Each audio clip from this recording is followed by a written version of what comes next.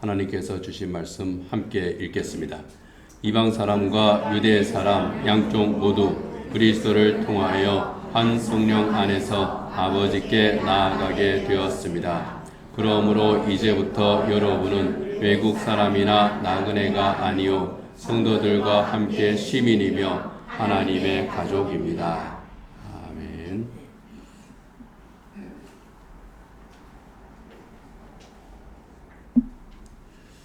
2주 뒤면은 다섯 교회가 연합해서 예배를 드리는 예수 그리스도 안에 함께 지어져 가느니라 이 주제로 예배를 하는 연합예배 아울레시아가 있습니다.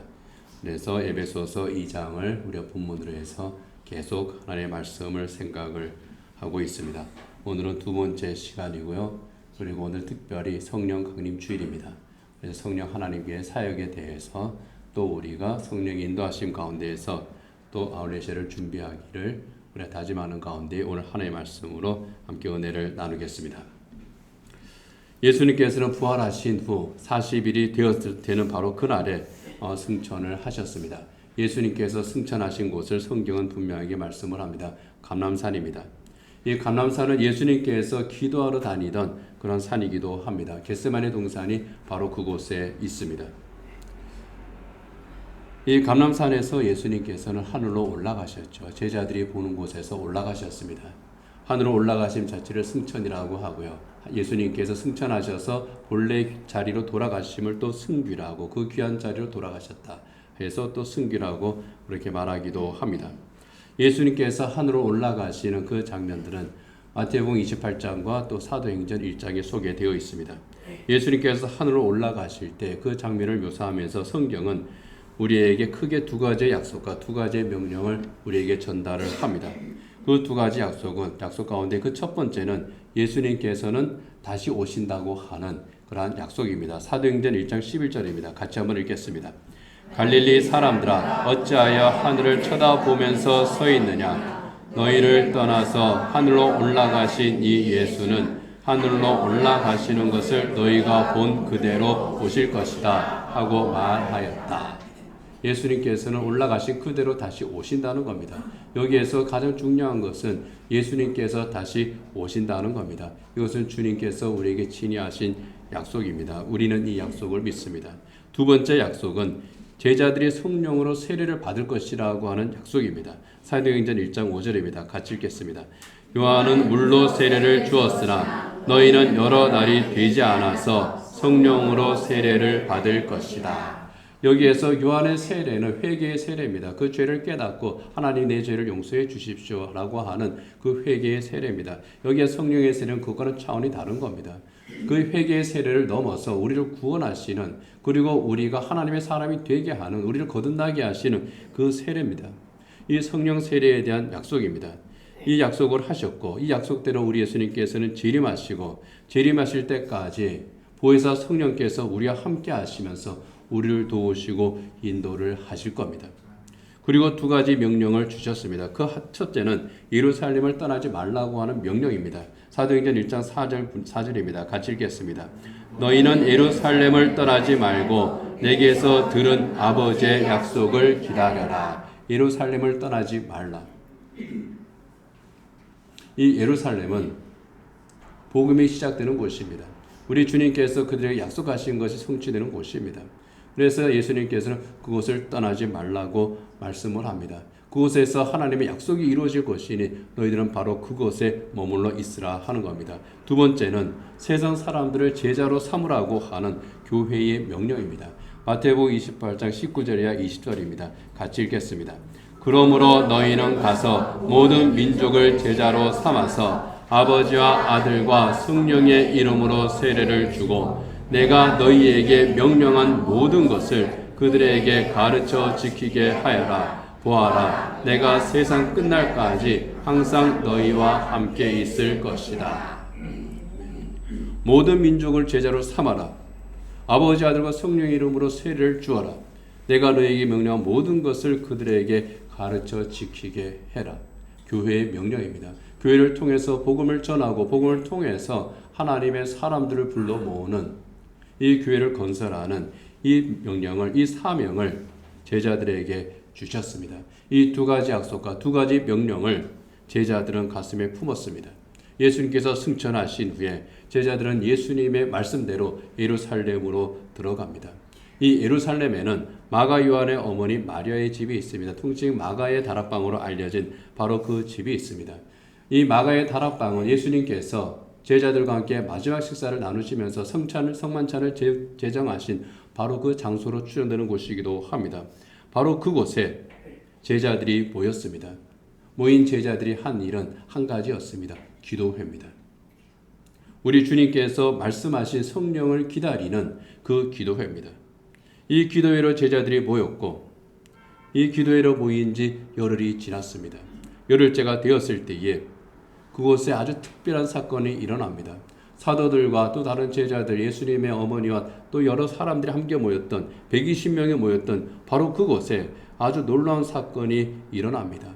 예수님의 약속대로 성령께서 그들이 모인 그곳에 강림하신 겁니다. 그 장면을 성경은 이렇게 묘사를 합니다. 사도행전 2장 2절이야 4절이죠. 같이 읽겠습니다.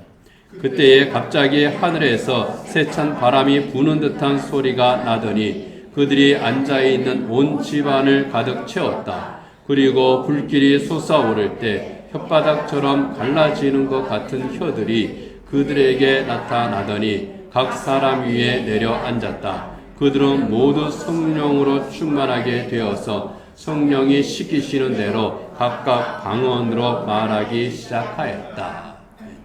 세찬 바람이 부는 듯한 소리가 온 집안을 가득 채웠다고 하는 것은 말 그대로 바람이 거세게 불 때, 아주 바람이 세게 불 때 나는 그 소리가 휘잉 하는 소리가 다락방을 가득 채웠다고 하는 겁니다.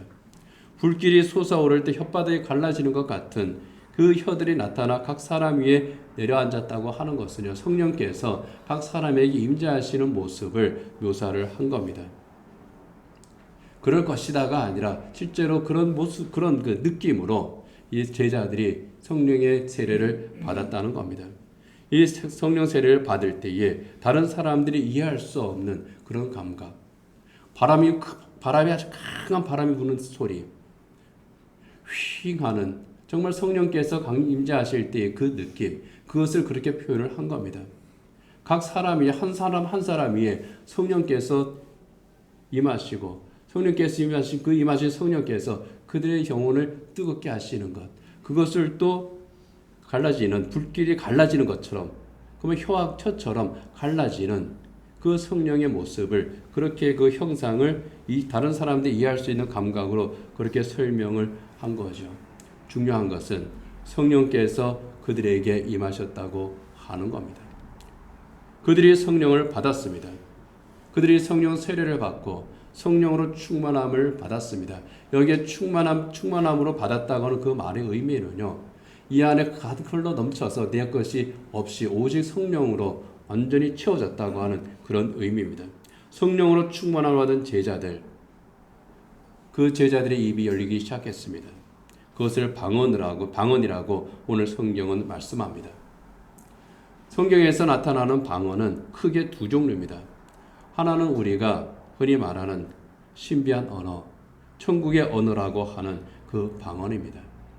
이것은 방언하는 사람과 오직 주님만이 아는 그런 특별한 언어입니다. 신비한 언어죠. 우리 가운데에도 방언의 경험이 있는 사람이 있고 방언의 경험이 없는 사람들도 있습니다. 방언의 경험이 있는 사람들은 이 방언이 얼마나 놀라운 것인지, 그리고 그 방언이 얼마나 기쁜 것인지 그것을 압니다. 이 방언을 통해서 주님과 내가 소통하는 그런 기쁨이 거기에 있거든요.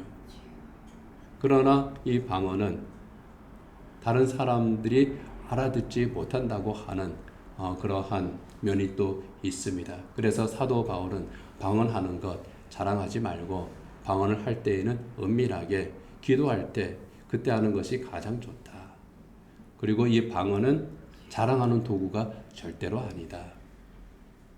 오히려 이 방언을 통해서 믿음을 주시려고 하는 주님의 살아계심, 그리고 우리 기도를 들으심을 깨닫게 하는 그 도구로 사용하는 것이기 때문에 이 방언을 한다고 해서 교만할 것도 없고 자랑할 것도 없다. 그렇게 또 경고하기도 했죠. 그렇기 때문에 방언을 한다고 해서 자랑할 필요도 없고 방언을 못한다고 해서 아쉬워할 필요도 없습니다. 중요한 것은 내가 기도할 때 내가 기도하고 있구나. 내가 주님과 대화를 하고 있구나. 내 기도를 주님께서 들으시고 있구나.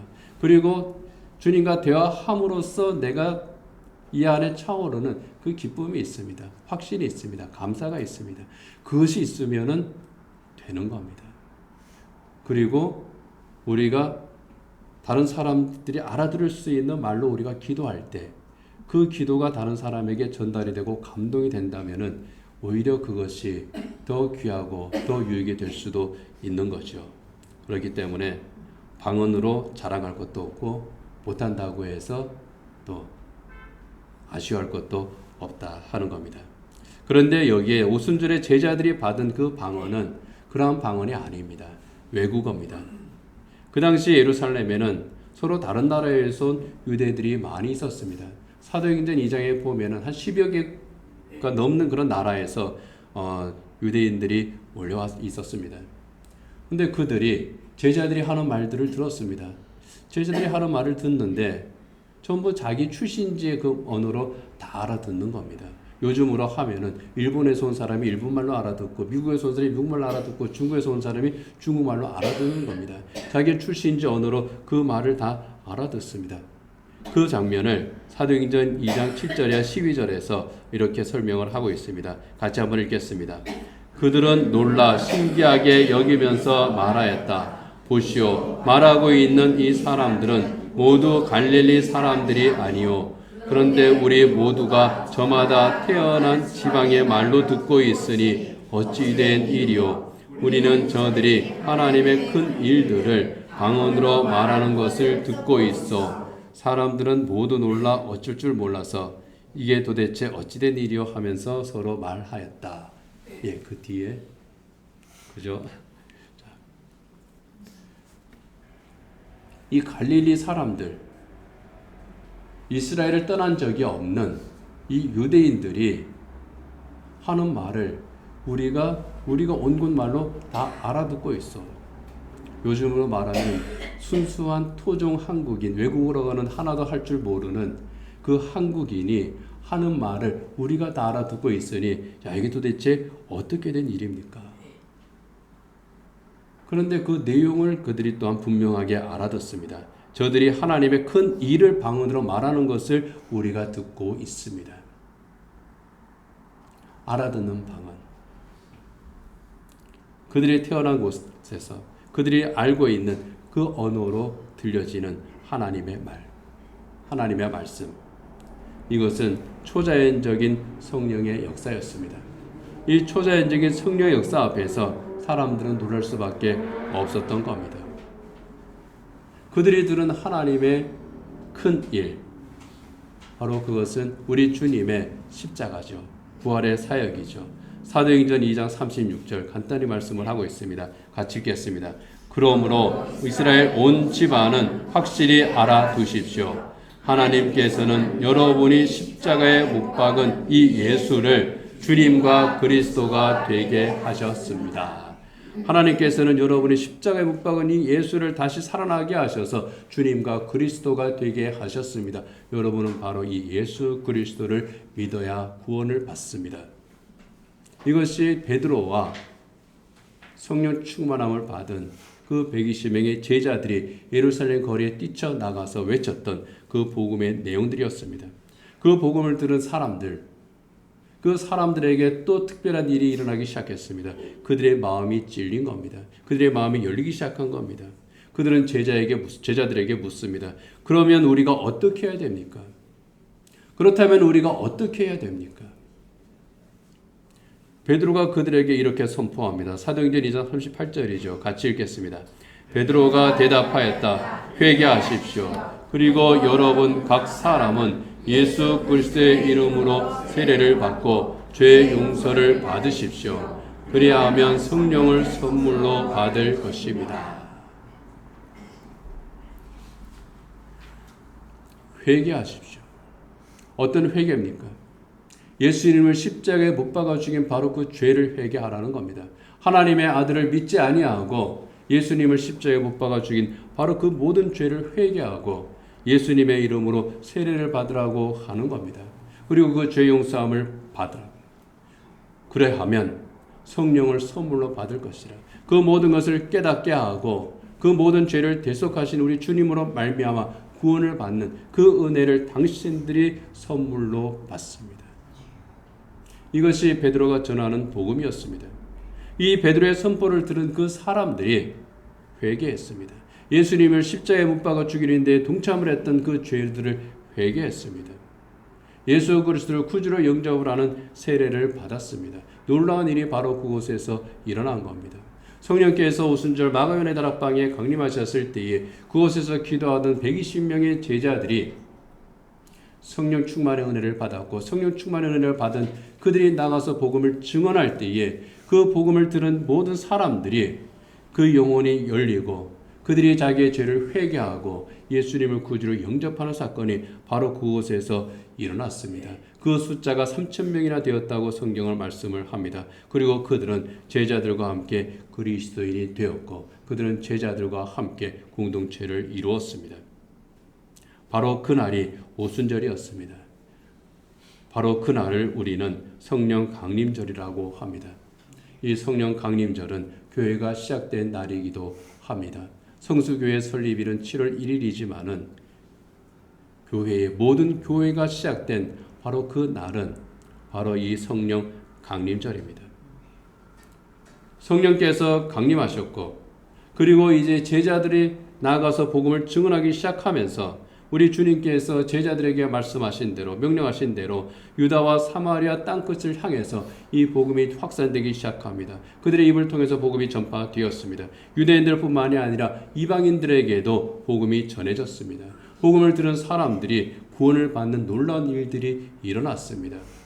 예루살렘에서 유대 땅에서 사마리아에서 터키에서 그리스에서 로마에 이르기까지 복음이 전파되었고 그 모든 유대인들뿐만 아니라 모든 이방인들까지도 하나님 앞으로 돌아오는 놀라운 역사가 일어난 겁니다. 오늘 본문 우리가 읽은 성경 말씀 에베소서 2장 18절에서 이렇게 말씀을 합니다. 같이 읽겠습니다. 이방 사람과 유대 사람 양쪽 모두 그리스도를 통하여 한 성령 안에서 아버지께 나아가게 되었습니다. 이방 사람, 이방인이죠. 외국인이라고 하는 직접적인 의미가 있습니다. 사전적인 의미에서는 외국인입니다. 그런데 성경에서는 하나님과 관계가 없는 사람이다. 하나님을 모르는 사람, 하나님과 관계없는 사람, 그들이 바로 이방인들입니다. 그 이방인들을 에베소서 2장 12절이나 13절에서는 이렇게 말씀을 하고 있습니다. 같이 읽겠습니다. 그때에 여러분은 그리스도와 상관이 없었고 이스라엘 공동체에서 제외되어서 약속의 언약과 무관한 외인으로서 세상에서 아무 소망이 없이 하나님도 없이 살았습니다. 여러분이 전에는 하나님에게서 멀리 떨어져 있었는데 이제는 그리스도 예수 안에서 그분의 피로 하나님께 가까워졌습니다. 이 당시에 이방인과 유대인, 하나님의 백성과 또 하나님의 백성이 아닌 그런 사람들, 그런 구분이 되어 있는 그런 서로 갈라져 있는 집단이었죠. 그래서 그리스도와 상관이 없었고 이스라엘 공동체에서 죄가 되어 있었고 관계가 없었고 약속의 언약과 상관이 없는 그러한 외인으로서 당신들은 존재를 했습니다. 하나님이 없이 살아가는 사람들이었습니다. 그렇기 때문에 당연히 아무 소망이 없는 그러한 존재들. 이 땅에서의 소망은 있을지 몰라도 저 하늘나라의 소망은 없는 그런 존재들로 살았다 하는 겁니다. 그런데 그들이 복음을 들었습니다. 그들이 복음을 들었을 때에 놀라운 일이 일어나게 된 겁니다. 그것은 바로 멀어진 하나님과의 관계. 사실 멀리 떨어져 있다고 하는 것은 관계가 없었다, 단절되었다. 그런 의미이기도 합니다. 그런데 이제 하나님과의 거리가 가까워졌다는 겁니다. 죄로 인해서 단절되었던 그 하나님과의 관계가 이제 회복이 되는 겁니다. 오늘 읽은 성경 에베소서 2장 19절에서 하나님과의 거리가 가까워진 그 사람들에 대해서 이렇게 설명을 하고 있습니다. 같이 읽겠습니다. 그러므로 이제부터 여러분은 외국 사람이나 나그네가 아니요 성도들과 함께 시민이며 하나님의 가족입니다. 여러분은 이제 복음을 듣고 하나님과 가까워진 여러분은 이제 외국 사람도 아니고 나그네도 아닙니다. 하나님이 없이 살았던 사람, 하나님과 관계없는 삶을 살았던 그런 사람, 세상에 소망을 두고 살았던 그런 사람들이 아니라 여러분은 이제 천국 시민이면서 하나님의 가족이라고 말씀을 하고 있습니다. 천국 시민이라고 하는 것은요, 여기 시민이라고 하는 말에 중요한 의미가 있는데요. 그것은 권리를 가진 사람, 그곳에 살 수 있는 그런 권리를 가진 사람, 그 나라의 국민으로서의 권리를 가진 사람, 가 바로 이제 시민이죠. 천국 시민이라고 하는 것은 천국 시민으로서의 동등한 권리를 이제 당신들이 가지게 되었습니다 하는 겁니다. 가족이라고 하는 말도 비슷한 의미이지만은 아주 또 특별한 의미가 있는 것이 가족이라고 하는 말이죠. 가족의 정의가 여러 가지 있겠지만은 경계가 없는 관계, 이게 바로 가족입니다. 선을 긋고 살지 않는 관계가 가족이에요. 다른 사람과는 만날 때 우리는 어떻습니까? 아무리 친한 사이라고 하더라도 보이지 않는 선이 있습니다. 그러나 가족은 어떻습니까? 그런 경계가 없습니다. 가족 사이에 경계가 생기면 어떻게 됩니까? 문제가 일어나게 되죠. 경계가 없는 관계. 거리가 가까워진 정도가 아니라 아예 거리가 없어졌다고 하는 거예요. 하나님과 멀었다가 이렇게 다시 가까워졌다가 또 멀어졌다가 가까워졌다가 하는 그런 것이 아니라 이제 하나님께서 아예 경계를 없애버린 관계. 이것이 하나님의 가족이 된 관계라고 하는 겁니다. 지난주에 우리가 생각한 것처럼 예수님께서 자기 몸으로 십자가에서 예수님의 자기 몸으로 하나님과 우리 사이의 담, 사람과 사람 사이의 담, 그 죄의 담을 허물고 하나가 되게 하심으로써 우리가 하나님과의 가족이 된 거죠. 그렇게 하나님께서 경계를 허무심으로 우리가 하나님의 가족이 되었다는 겁니다. 그렇다면 우리는 하나님과의 사이에서 어떠한 그 관계를 가져야 되겠습니까? 하나님과의 사이에서 선을 긋는 그런 삶을 살아야 되겠습니까? 예수님께서는 담을 허물어 버리고 이 경계를 없애버리셨는데 담을 새로 쌓고 또 경계를 긋는 그런 어리석음을 보면서는 안 되겠죠. 하나님의 가족이 되게 하심, 이것은 경계를 없애버리신 하나님의 사랑을 의미합니다. 그런데 여기에 참 중요한 단어가 하나 있습니다. 한 성령 안에서 라고 하는 단어입니다. 한 성령 안에서. 그냥 성령 안에서 라고 해도 되는데 한 성령 안에서라고 강조를 하고 있는 겁니다. 한 성령 안에서. 내가 받은 성령과 너가 받은 성령이 다른 성령이 아니라는 거예요. 같은 성령 하나님이시라는 겁니다. 성령의 은혜 안에서는 어떠한 차별함도 있을 수가 없다고 하는 거죠. 2000년 전 사도들과 제자들에 강림하신 성령, 스데반이 순교할 때 그와 함께 하신 성령, 사도 바울에게 역사하신 그 성령, 베드로에게 역사하셨던 바로 그 성령, 모든 이방인들에게 임하셨던 그 성령, 그리고 오늘 우리에게 임하신 성령은 모두 같은 성령이시라고 하는 겁니다. 다른 성령이 아니에요. 같은 성령이에요. 그런데 마치 다른 성령을 받은 것처럼 다른 신앙생활을 하고 있는 그런 사람들이 얼마나 많은지 모릅니다. 같은 하나님을 믿는 것이 분명한데, 같은 하나님의 이름을 부르는데 다른 하나님을 믿는 것 같아요. 같은 하나님의 교회인데 서로 다른 교회, 완전히 다른 집단을 보는 것과 같은 그런 느낌을 받을 때가 많습니다. 같은 하나님을 믿고 같은 성령의 은혜를 받은 사람들, 그들이 바로 교회입니다. 같은 성령으로 부르심을 받았고 같은 성령으로 충만함을 받았습니다. 이 성령께서 우리 안에서 하시는 그 모든 그 일들, 그것은 2000년 전 마가요한의 다락방에 성령 강림절에 강림하셨던 그 성령님께서 하신 일과 오늘 우리에게 하시는 일도 동일합니다. 성경에서 말씀하고 있는 성령께서 우리를 위해서 하시는 그 일들, 참 많이 있는데 그 중에서 7가지만 오늘 한번 생각해 보도록 하겠습니다. 그 첫째는요, 죄를 깨닫게 하시는 사역입니다. 죄가 무엇인지 깨닫게 하고 하나님 앞에서 회개하게 하시는 사역입니다. 요한복음 16장 8절입니다. 같이 읽겠습니다. 그가 오시면 죄와 의의 심판에 대하여 세상의 잘못을 깨우치실 것이다. 죄를 깨닫게 하시는 겁니다. 두 번째는 구원 사역입니다. 내 모든 죄를 대속하신 주님을 믿고 우리 주님을 내 구주로 영접하고 거듭나게 하시는 사역, 그것이 성령 하나님께서 하시는 사역입니다. 에베소서 1장 13절과 요한복음 3장 5절 이어서 읽겠습니다. 여러분도 그리스도 안에서 진리의 말씀 곧 여러분을 구원하는 복음을 듣고서 그리스도를 믿었으므로 약속하신 성령의 날인을 받았습니다. 예수께서 대답하셨다. 내가 진정으로 너에게 말한다. 누구든지 성령으로 나지 아니하면 하나님 나라에 들어갈 수 없다. 성령께서 우리가 복음을 듣고 그것을 깨닫게 하십니다. 성령께서 우리 안에 역사하심으로 우리가 거듭나 하나님의 자녀가 되게 하시는 겁니다. 세 번째는요, 가르치고 인도하시는 사역입니다. 우리 안에 내주하셔서 우리 주님의 말씀을 생각나게 하고 인도하신다는 거죠. 요한복음 14장 26절입니다. 같이 읽습니다.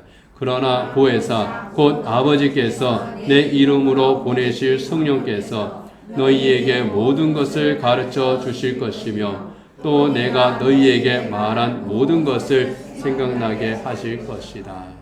성령 하나님께서 하시는 사역 가운데 참 놀라운 사역입니다.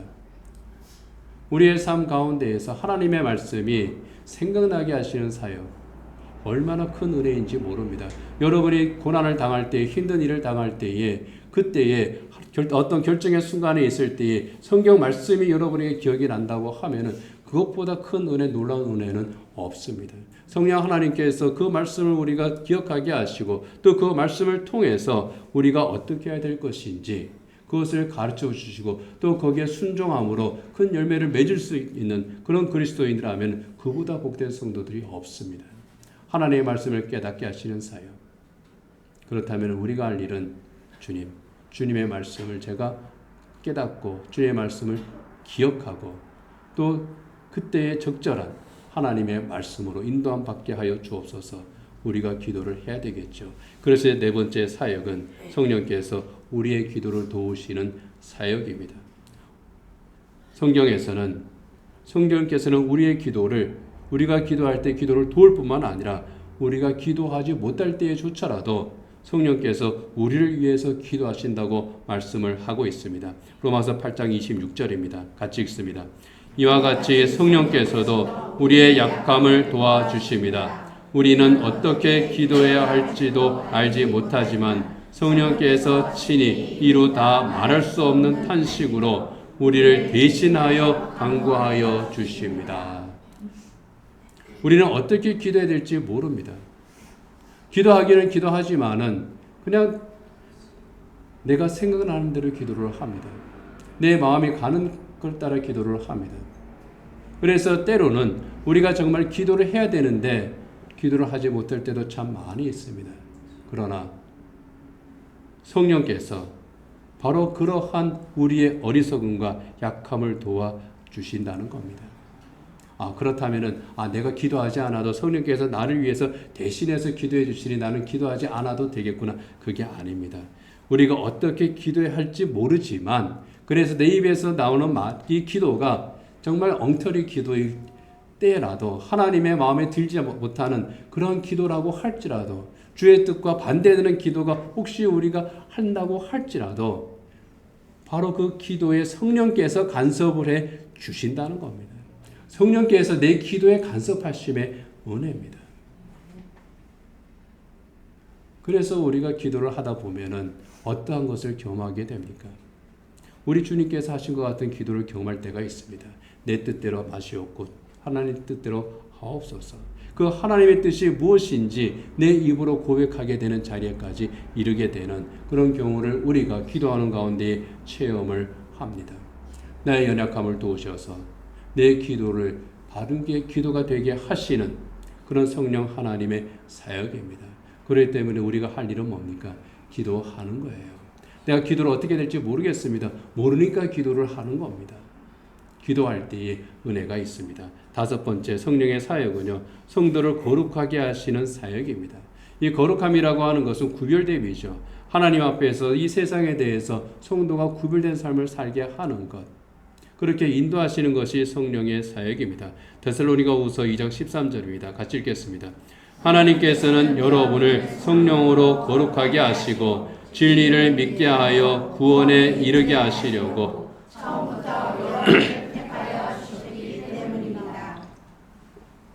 성령으로 거룩하게 하신다고 했습니다.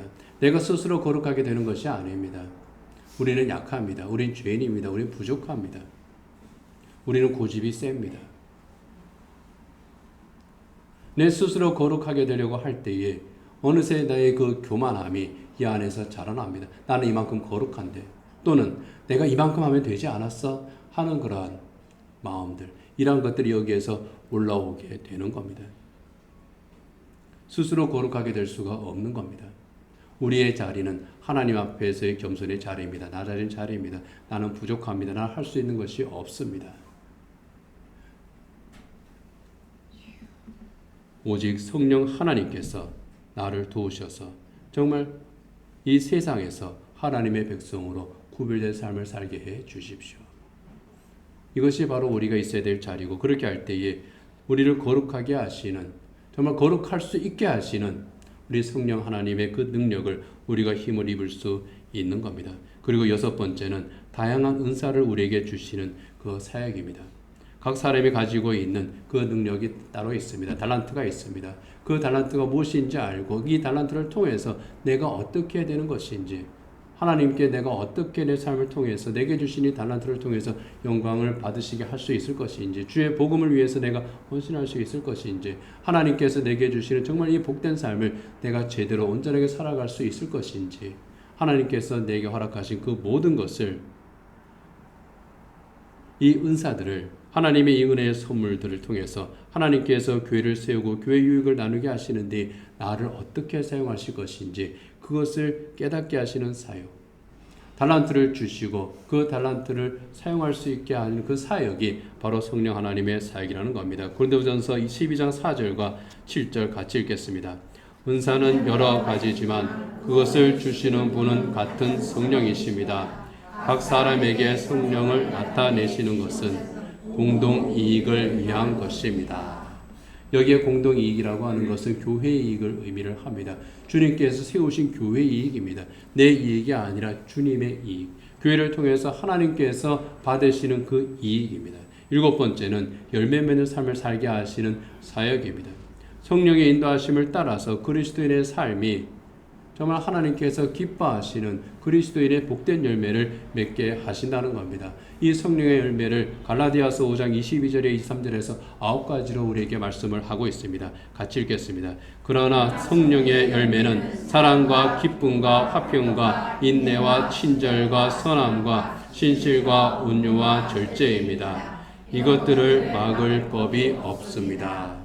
성령 안에서 성령의 인도하심을 따라 성령께 순종하며 우리가 살아갈 때에 우리가 맺는 그 삶의 열매, 이 9가지 덕목을 우리에게 소개를 하고 있는 겁니다. 내 삶에서 사랑과 기쁨과 화평과 인내와 친절과 선함과 신실과 온유와 이 절제의 열매를 맺는 삶이 나타날 때에 그것이 바로 성령 안에서 우리가 맺는 열매의 삶이라고 하는 겁니다.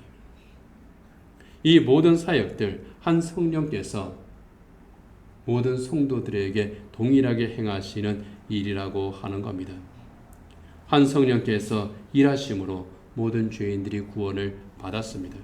그리고 한 성령의 일하심 안에서 교회가 세워졌습니다. 한 성령께서 깨닫게 하셨고, 한 성령께서 부르셨고, 한 성령께서 은사를 주셨고, 한 성령으로 충만하게 하셨고, 한 성령으로 하나님의 가족이 되게 하셨습니다. 말씀드린 대로 하나님의 가족이 되었다고 하는 것은 하나님의 자녀가 되었다는 것이죠. 하나님의 자녀가 되었다고 하는 것은 경계가 없어졌음을 의미한다고 했습니다. 경계가 없어졌다고 하는 것, 특별히 하나님과의 관계에서는 차별함이 없다고 하는 겁니다.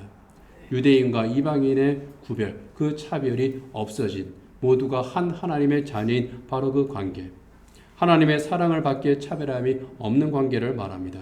그리고 성도의 사랑을 서로 나누기에 또 차별함이 없는 바로 그러한 관계입니다.